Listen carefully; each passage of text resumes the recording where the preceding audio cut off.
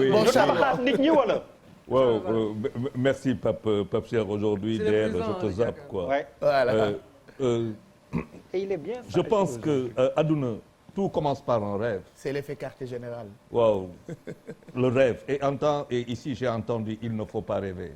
mais rien ne se fait sans rêve. Merci. ku dul gént doo dem fenn. Merci beaucoup. On commence par le rêve.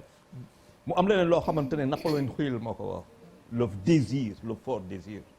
et ça c'est ce qui fait loo xamante ne moom mooy intégrer ku ñuy tabax bu doon leader faaw ñu intégrer le leadership dans le Sénégal dans la formation des Sénégalais du petit Sénégalais dafa am lu ki wax lu am solo la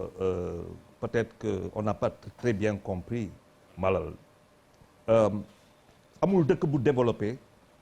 si kàllamu keneen amul ça n'existe pas les Japonais c'est en japonais les Américains c'est en anglais parce que ñoom ñoo fa ñëw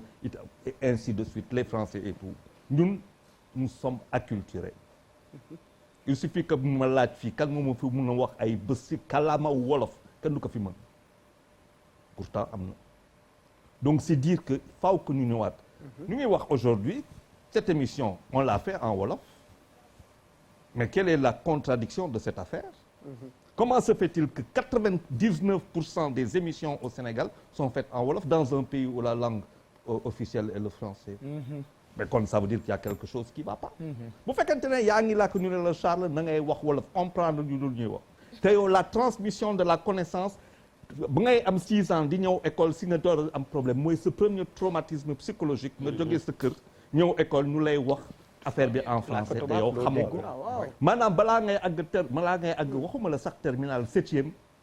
les fortes chances de déperdition gañ àgg 7e boobu déjà commencé na au cycle primaire waxuma la secondaire waxatuma la université on se retrouve avec une jeunesse très très très forte mais avec quel niveau d'instruction waxuma la éducation je te parle d'instruction ouais. je te parle d'abord d'instruction parce que éducation bu ñu koy wax tam dañuy dem si looleen loo xamante ne économie lay woo mooy l'espérance de vie parce que pour ñu mun la yar aussi faut que faw que nit ñi yàgg si àdduna au Sénégal quand même nous sommes à un niveau d'espérance de vie ñu ngi wax 60 ans mais man gëmuma ko doon parce que ay statistiques rek lañ may servir donc ça veut dire que le projet pour man balaa ngay wax dëkk loolu yëpp mais ça commence par un projet familial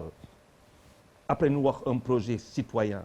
ñu ne un projet professionnel un projet universitaire et tout ça c'est quoi notre projet boo xoolee Dakar 0,3 kilomètres carrés du territoire du Sénégal am fi 5 wala 6 millions de trucs nga xam ne qu'on a raté des politiques et pourtant le nord ndox nga fa le centre ndox nga fa le port de Kaolack qui desservait quand même toutes ces régions-là comment se fait-il que ñun ñu jël lépp loo xamante leen koy am on n'est pas pauvre mosuma ko gëm yàlla daf ñu may Afrique quand tu prends la carte d'Afrique nga plier ko en deux 40 degrés nord 40 degrés sud ça veut dire que l'Afrique des deux côtés mun nga def lii 6 mois lii yeneen 6 mois yi nga def ko feneen c'est le continent le plus irrigué c'est le plus grand continent entouré d'eau donc ñun ñoo am problème mais xam nga pourquoi parce que Malal wax na ko ñun dañuy jàng pour lan dañuy jàng pour liggéey wala dañuy jàng pour am xam-xam parce que dafa utee bu dee damay jàng pour uti liggéey mais ça veut dire que je limite mon rêve je limite ma responsabilité en étant cet employé